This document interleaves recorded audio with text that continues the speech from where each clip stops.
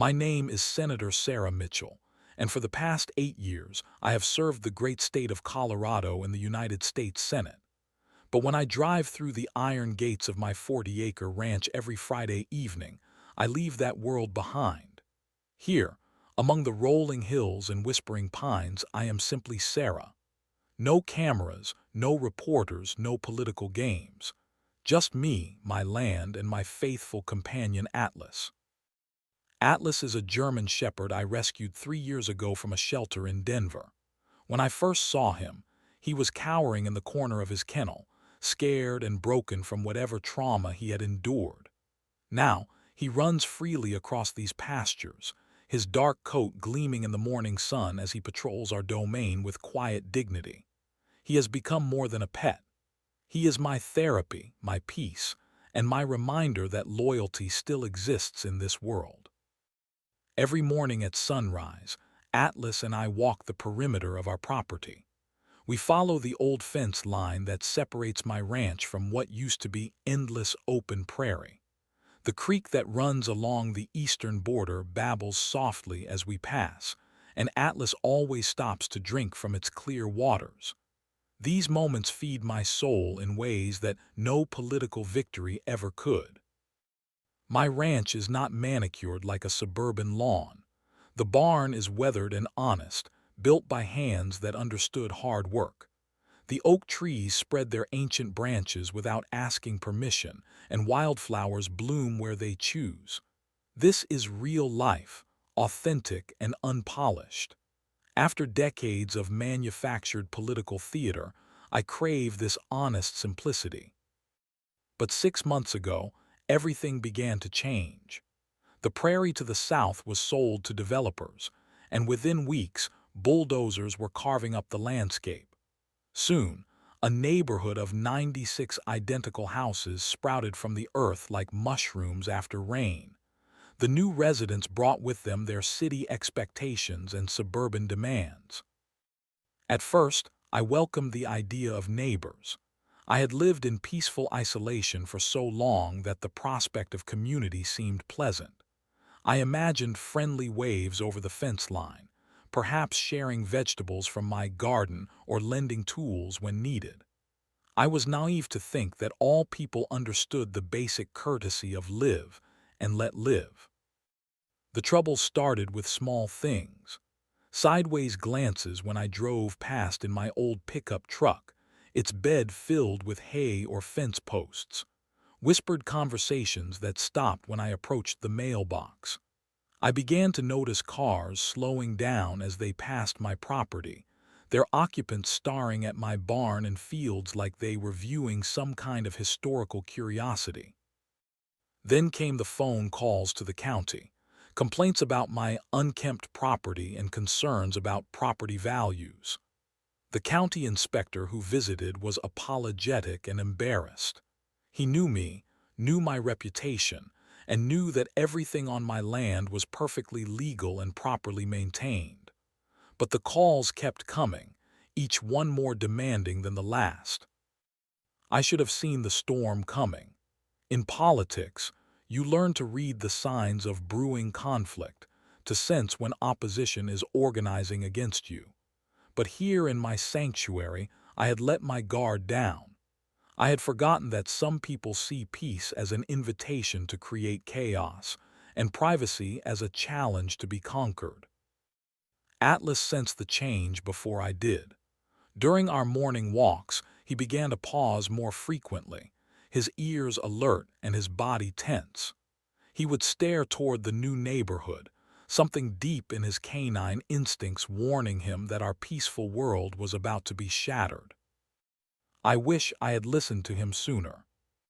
Her name was Margaret Thompson, and she arrived at my front door on a Tuesday morning like a hurricane in high heels. I was feeding my chickens when I heard the aggressive slam of a car door, followed by the click-click-click of expensive shoes marching across my gravel driveway. Atlas immediately positioned himself between me and this approaching stranger, his training evident in his alert but controlled posture. Margaret was everything I had learned to recognize and dread during my years in politics. Perfectly coiffed blonde hair that had never seen a day of honest work, manicured nails that clicked against her clipboard like tiny weapons, and that particular expression of manufactured authority that screams, "I demand to speak to your manager." She wore a crisp white blazer that probably cost more than most people make in a week, and her SUV behind her gleamed like it had been detailed that morning. "Are you the owner of this property?" she demanded without introduction, her voice carrying that sharp edge of someone accustomed to immediate compliance. "I am," I replied calmly, brushing chicken feed from my hands. "And you are?" "Margaret Thompson, president of Meadowbrook Heights Homeowners Association." She said it like she was announcing royalty. "I represent the interests of 96 families who have invested their life savings in this community, and frankly, we have some serious concerns about your situation here." She gestured broadly at my ranch with the same expression she might use for a garbage dump. Her gaze swept across my barn, my pastures, my gardens, and finally landed on Atlas with obvious distaste. "This is a residential neighborhood now," she continued, consulting her clipboard like a battle plan. "Property values are our primary concern, and I am afraid that your rustic approach to land management is having a negative impact on our community." I felt that familiar tingle of recognition. This was the same entitled arrogance I dealt with every day in Washington, just wrapped in suburban packaging instead of political rhetoric. The same assumption that volume equals authority, that demands disguised as concerns would somehow carry weight with me. "I see," I said, keeping my voice level. "And what exactly are your concerns?" Margaret launched into her list with the enthusiasm of someone who had been rehearsing this speech. The barn was an eyesore that needed to be torn down or completely renovated. The oak trees were overgrown and needed professional trimming. The fence line was insufficient and should be replaced with something more aesthetically pleasing. The wildflower meadows were weeds that needed to be cleared and replanted with proper landscaping. Each item on her list revealed her complete ignorance of property law, zoning regulations, and basic human decency. She was demanding that I alter my private property to suit the preferences of people who had moved next to a working ranch and were now surprised to find a working ranch. "Furthermore," she continued, building to her grand finale, "that animal is clearly unsupervised and potentially dangerous. In a family neighborhood, we cannot have large, aggressive dogs running loose. He needs to be properly contained or removed entirely." Atlas, who had been sitting calmly throughout her tirade, tilted his head at the word aggressive, as if he could not quite believe what he was hearing. His tail gave a single, confused wag. I took a deep breath, drawing on every ounce of diplomatic training I had acquired over decades of public service. "Ms. Thompson, I appreciate your concerns, but I think there may be some misunderstanding about property boundaries and legal jurisdiction. This is private property and—" "Do not lecture me about property law," she interrupted, her voice rising to that particular pitch that makes dogs and children hide. "I have done my research. I know my rights as a community leader. You have 2 weeks to address these issues, or we will be forced to take more serious action." She turned on her heel and marched back to her SUV, leaving behind the scent of expensive perfume and the lingering threat of undefined consequences. As she drove away, Atlas looked up at me with those wise brown eyes, and I could swear I saw concern there. "Do not worry, boy," I murmured, scratching behind his ears. "I have dealt with bullies before." But as I watched her pristine vehicle disappear down the road, I felt something I had not experienced in years of political warfare. A cold knot of dread settled in my stomach because I recognized something dangerous in Margaret Thompson. She was not just entitled or ignorant. She was the kind of person who would escalate any situation rather than admit she might be wrong. And she had just declared war on my sanctuary. The harassment began the very next morning. Atlas and I were following our usual route along the eastern fence line when I noticed Margaret standing in her backyard, smartphone in hand, camera pointed directly at us. She was not trying to hide her surveillance. In fact, she seemed to want us to know we were being watched and recorded. Atlas noticed her too. His steps slowed and his ears flicked forward with interest, but he showed no aggression. If anything, he seemed curious about this strange new neighbor who spent so much time staring at him. When she moved along her fence line to keep us in frame, Atlas actually wagged his tail, apparently interpreting her attention as some kind of game. Over the following days, Margaret's documentation campaign intensified. She appeared at her windows whenever we were outside, always with her phone ready. She installed what looked like a security camera pointed directly at the section of my property where Atlas liked to rest in the shade. The message was clear. We were under constant observation. On Thursday morning, Animal Control Officer Jake Rodriguez knocked on my door. I had known Jake for years. He had been out to the ranch several times for routine inspections and had always complimented Atlas on his training and temperament. "Sorry to bother you, Senator," Jake said, his embarrassment obvious. "I got a complaint about an unsupervised, potentially aggressive dog on your property. I have to follow up on all reports. You know how it is." "Of course," I replied. "Atlas is right over there if you need to see him." Jake walked over to where Atlas was napping in his favorite spot under the oak tree. Atlas lifted his head, recognized a friend, and his tail began its familiar happy drumbeat against the ground. Jake knelt down and scratched Atlas behind the ears, eliciting a contented sigh from my dog. "Aggressive, huh?" Jake chuckled. "This boy could not hurt a fly unless it was threatening his family. Whoever called this in is either confused or has some other agenda." "I think I know which one it is," I said grimly. Jake left with apologies and promises that he would note Atlas's excellent condition and training in his report. But I knew this was just the beginning. Margaret had tasted the power of making official complaints, and like all bullies, she would only escalate from here. I was right. Over the next 2 weeks, Margaret recruited other HOA members to join her campaign. I began to see unfamiliar faces at the fence line, all armed with smartphones and serious expressions.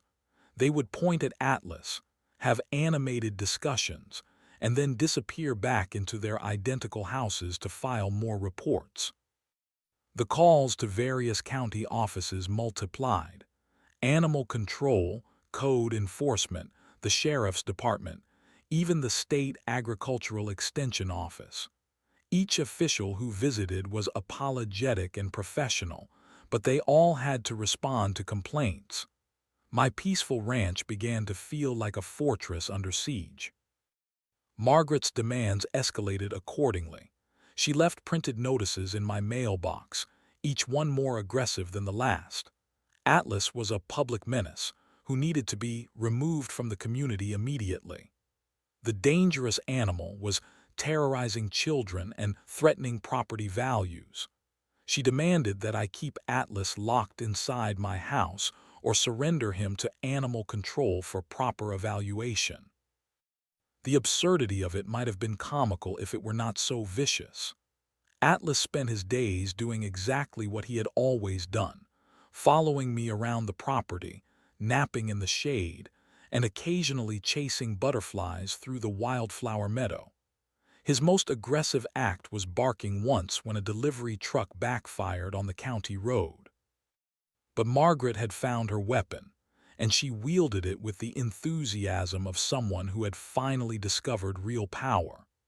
Every photo she took, every complaint she filed, Every official report she demanded felt like a personal attack not just on Atlas, but on everything I had built here. The breaking point came on a Friday evening when I found Margaret standing at my front gate, clipboard in hand, and several neighbors flanking her like an angry mob. "This has gone on long enough," she announced. "That animal is a clear and present danger to our community.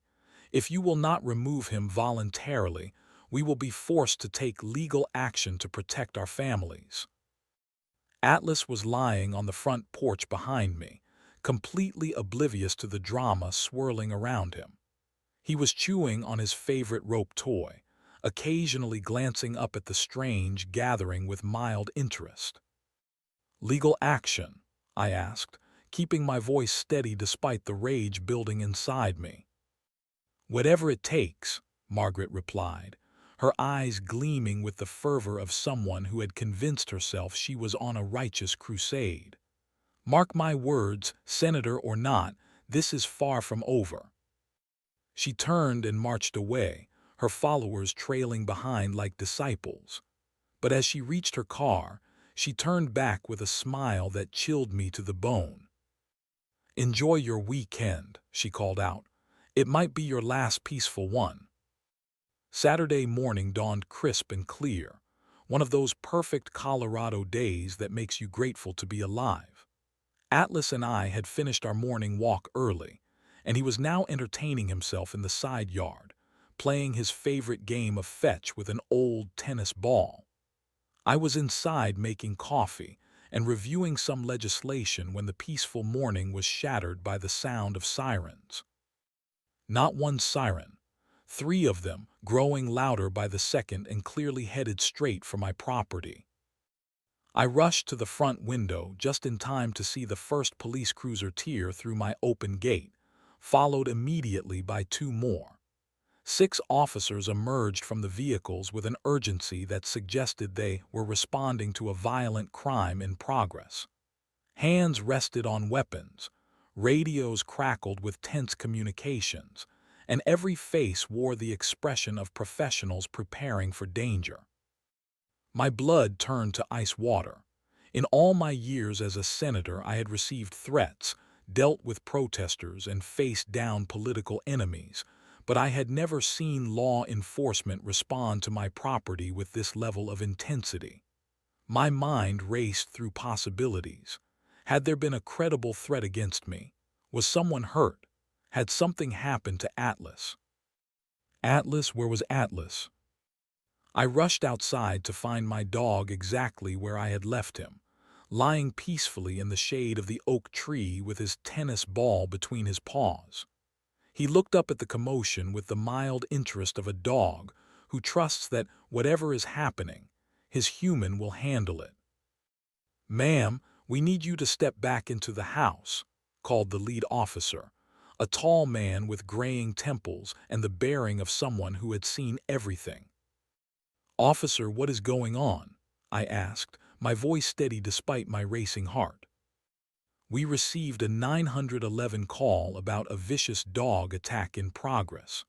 Reports of a large, aggressive animal threatening residents and trespassing on private property." That was when I saw her.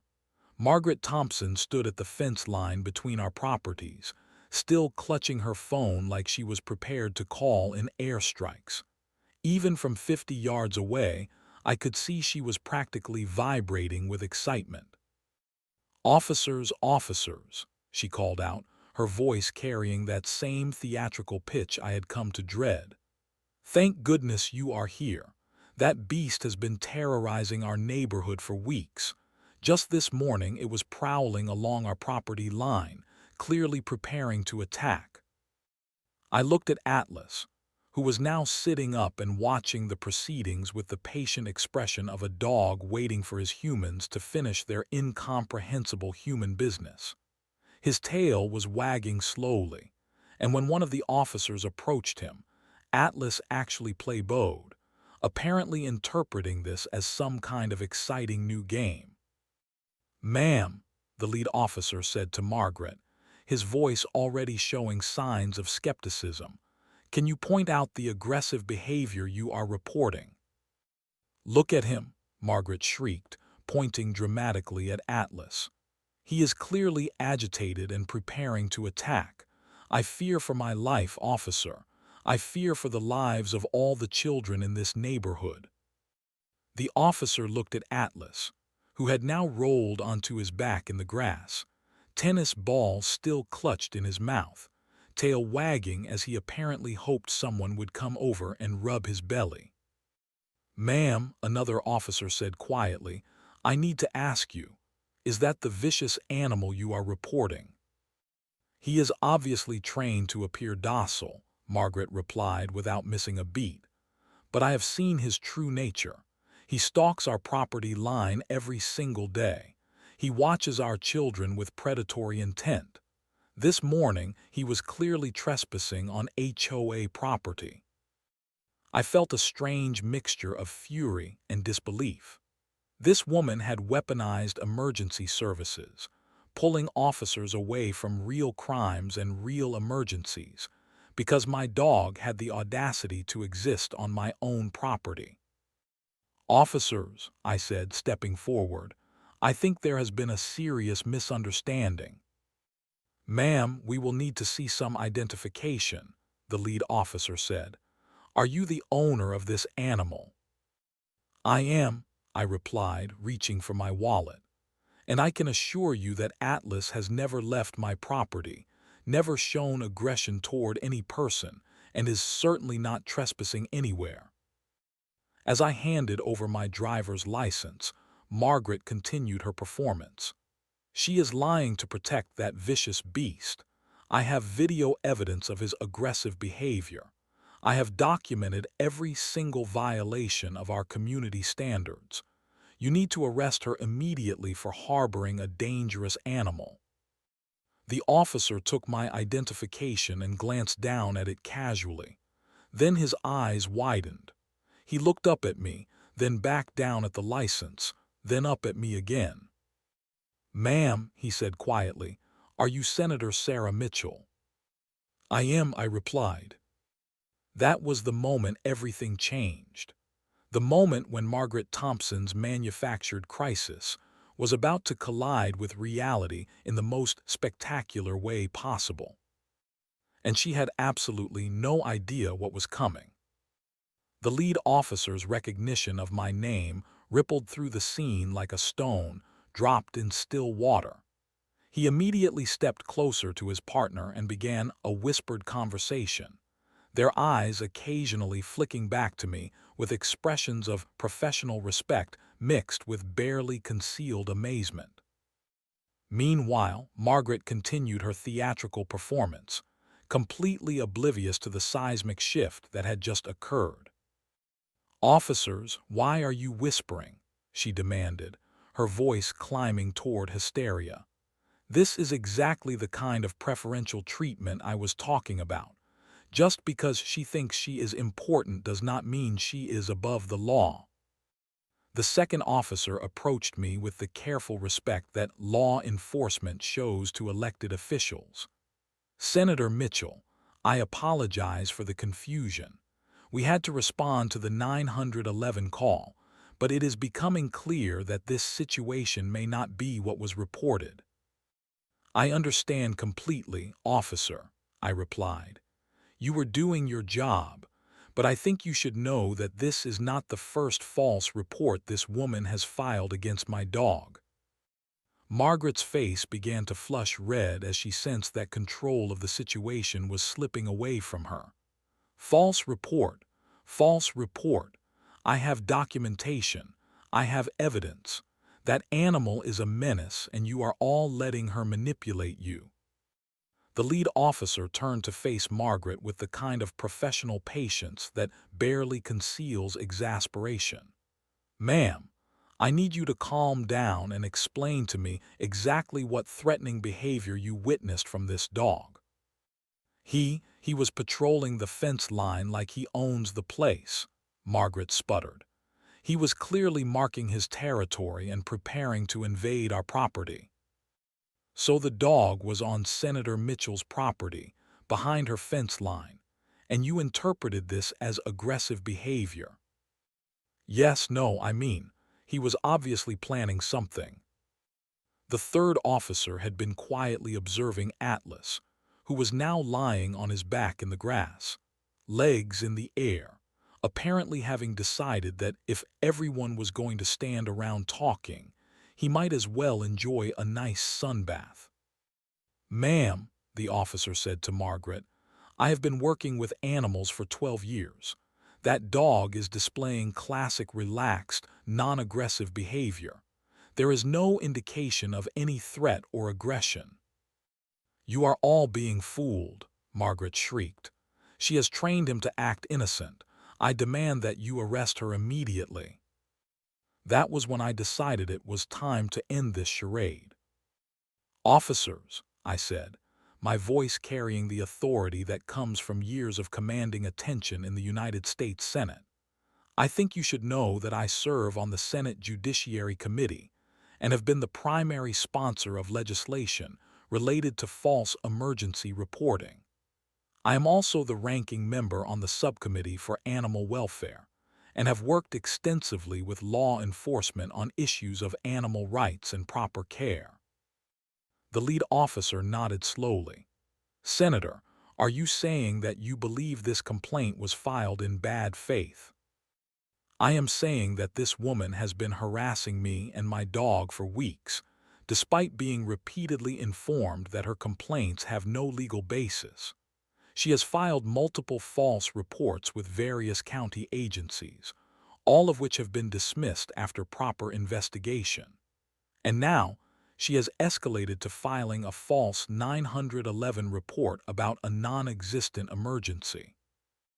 Margaret's face had gone from red to pale white as the implications of what I was saying began to sink in. You are really a senator," she whispered. "I am the senior senator from the great state of Colorado," I replied. "I have served in the United States Senate for 8 years. I hold a law degree from the University of Denver, and I can assure you that I am very familiar with the legal consequences of filing false police reports." The officers exchanged glances that spoke volumes.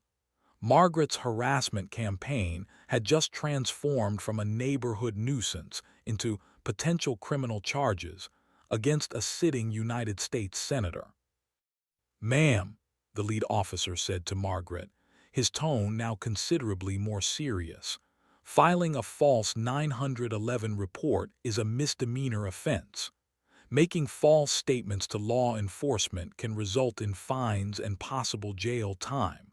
And if this is part of a pattern of harassment—" I had no idea," Margaret stammered, her manufactured authority crumbling like a house of cards. "Ignorance of my identity does not excuse the filing of false reports," I said firmly. "Atlas has never left my property. He has never shown aggression toward any person. He is a rescue dog who has been professionally trained and is regularly evaluated by my veterinarian. Your claims of trespassing and aggressive behavior are completely fabricated." "But the property values," Margaret whispered weakly. "Ma'am," the second officer interjected, "property values are not a law enforcement matter, and they certainly do not justify emergency 911 calls." Atlas, apparently sensing that the excitement was winding down, rolled over and trotted up to the nearest officer, tail wagging, tennis ball still in his mouth. The officer could not help but smile as Atlas dropped the ball at his feet in a clear invitation to play. "Vicious beast, huh?" the officer murmured, giving Atlas a gentle pat. Margaret Thompson stood at her fence line, watching her carefully constructed campaign of harassment collapse into legal jeopardy. For the first time since I had met her, she was completely silent. The reckoning had only just begun. The aftermath unfolded with the systematic precision of a controlled demolition. Within 24 hours of the false 911 call, Margaret Thompson's world began collapsing around her with the same dramatic flair she had brought to her harassment campaign. The first crack appeared Monday morning when Officer Rodriguez called to inform me that formal charges were being filed against Margaret for filing a false police report. The district attorney's office, upon learning that a sitting U.S. senator had been the target of repeated false complaints, decided to prosecute the case to the full extent of the law. "Senator," Officer Rodriguez explained, "this kind of abuse of emergency services cannot be tolerated. When someone calls 911 claiming there is a violent attack in progress, we have to respond with full force. She pulled 3 units away from real emergencies because she was angry about your dog existing on your own property." But the criminal charges were only the beginning. I had spent 8 years in the Senate learning how to build systematic campaigns, and now I applied those skills to protecting my sanctuary and my four-legged family member. My first call was to my attorney, Rebecca Chen, who specialized in harassment and property law. Within hours, she had filed a comprehensive complaint documenting Margaret's pattern of harassment, including copies of all her false reports, threatening letters, and surveillance activities. "Sarah," Rebecca said after reviewing the evidence, "this woman has created a textbook case of targeted harassment. The fact that she escalated to false emergency reporting gives us grounds for both criminal and civil action." Margaret's desperate attempts to minimize the situation only made things worse. She called my office in Washington, somehow managing to get past 3 layers of staff to leave a rambling voicemail claiming that everything had been a misunderstanding and that she was just trying to protect the community. She followed this with a handwritten letter slipped under my gate, filled with grammatical errors and legal ignorance, claiming that she had been misled by other residents and that she never meant any harm. The letter concluded with a bizarre offer to work together to find a mutually beneficial solution. But Margaret's most catastrophic mistake was calling the local newspaper, apparently thinking she could control the narrative by positioning herself as a concerned citizen standing up to government overreach. The reporter, Mike Stevens from the Colorado Springs Gazette, was initially skeptical of Margaret's claims until he did his research and discovered exactly who she had been harassing. Mike had covered my Senate campaigns and knew my reputation for animal welfare advocacy and community service. Senator Mitchell's German Shepherd targeted by false 911 call ran as the headline 3 days later. The article included photos of Atlas peacefully playing in our yard, contrasted with quotes from Margaret's increasingly unhinged complaints to various agencies. The story was picked up by the Associated Press within hours. By Thursday morning, HOA President files false police report against U.S. Senator's dog was trending on social media platforms across the country. The backlash was swift and merciless. Margaret's social media accounts were flooded with comments from people sharing their own HOA horror stories and expressing outrage at her abuse of emergency services. Local news stations requested interviews, which Margaret, in another moment of spectacular poor judgment, actually granted. Her television appearance was a masterclass in public relations disaster. Faced with direct questions about filing false reports and harassing a senator, Margaret doubled down on her claims while simultaneously trying to portray herself as the victim. She insisted that property values were at stake and that someone had to take a stand, while visibly sweating under the studio lights. The interview went viral for all the wrong reasons, spawning countless memes and reaction videos. Margaret Thompson became the face of HOA overreach and suburban entitlement, her 15 minutes of fame cementing her reputation as exactly the kind of neighbor everyone hopes never to encounter. The ripple effects through the Meadowbrook Heights community were immediate and devastating for Margaret's carefully constructed authority. HOA members who had initially supported her complaints began distancing themselves as the legal and public relations nightmare intensified. 3 board members resigned within a week, citing irreconcilable differences with Margaret's leadership style. The remaining members called an emergency meeting and voted unanimously to remove Margaret from her position as president, effective immediately. Margaret's forced resignation letter, which was leaked to the local press, was a rambling document that managed to blame everyone except herself for the situation. She accused me of using my political position to intimidate ordinary citizens, claimed that the media had twisted her words, and suggested that the entire incident was somehow a conspiracy to undermine property values. The final blow came when Judge Harrison approved my attorney's request for a comprehensive restraining order. Margaret was now legally prohibited from coming within 500 feet of my property, from taking photos or videos of Atlas or me, and from filing any further complaints against us without probable cause reviewed by a court. The restraining order hearing was Margaret's last public appearance before her inevitable retreat from the community. She sat in the courtroom looking small and defeated, her expensive blazer replaced by a simple sweater, her manufactured confidence nowhere to be found. As we left the courthouse, Rebecca turned to me with satisfaction. She picked the wrong senator to mess with. But for me, the victory felt hollow. I had not wanted this fight, had not asked for this attention.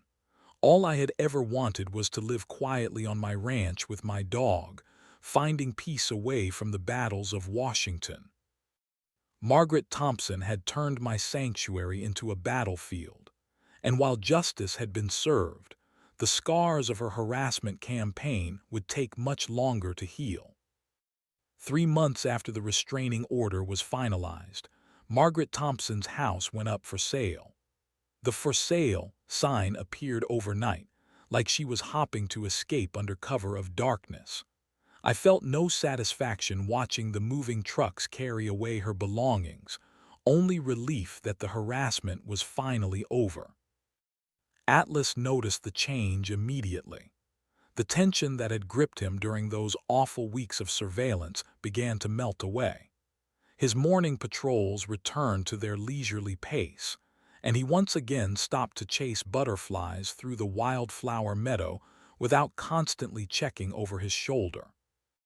The new HOA leadership reached out within days of Margaret's departure. President Janet Walsh, a retired teacher with the kind of practical wisdom that Margaret had always lacked, called to request a meeting. "Senator Mitchell," she said when we met at my front gate, "I want to personally apologize for everything you endured. Margaret's behavior was completely unacceptable and did not represent the values of our community." Janet explained that the new board had voted to establish clear policies about respecting neighboring properties and filing complaints. They had also implemented mandatory training for all board members about property law and appropriate community leadership. "We want to be good neighbors," Janet said simply. "Nothing more, nothing less." I appreciated her sincerity and agreed to host a community education event about property rights and local law. 2 weeks later, nearly 40 residents gathered in my barn for what turned out to be a fascinating discussion about boundaries, both legal and personal. Atlas served as an unofficial greeter, working the crowd with his natural charm and completely destroying any lingering concerns about his vicious nature. By the end of the evening, he had acquired at least a dozen new admirers and several standing invitations for playdates with neighborhood dogs. The changes in community dynamics were remarkable. Without Margaret's toxic influence, the neighborhood began to function like an actual community. Children played in the common areas without manufactured fears about dangerous animals. Neighbors borrowed tools and shared garden vegetables. The HOA meetings became productive discussions rather than Margaret's personal fiefdoms. More importantly, the experience had reinforced something fundamental about my commitment to individual rights and standing up to bullies. In the Senate, I deal with policy and legislation on a grand scale, but sometimes the most important battles are fought in our own backyards.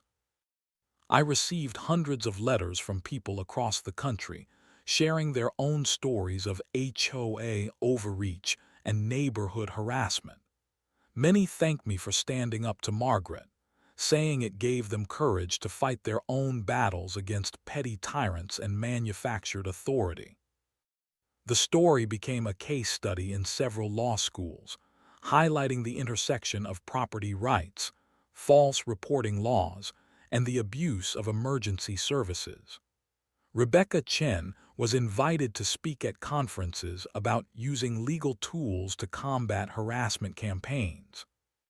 But perhaps the most meaningful outcome was the legislation that emerged from the experience. Working with colleagues from both parties, I introduced the Community Safety and False Reporting Prevention Act, which established stronger penalties for abusing emergency services and created protections for property owners facing harassment from HOA boards operating outside their legal authority. The bill passed with overwhelming bipartisan support, proof that the fundamental right to be left alone in peace resonates across political divides. As I write this, Atlas and I have just completed our morning walk along the fence line. The sun is rising over the mountains, painting the sky in shades of gold and pink that no camera could capture.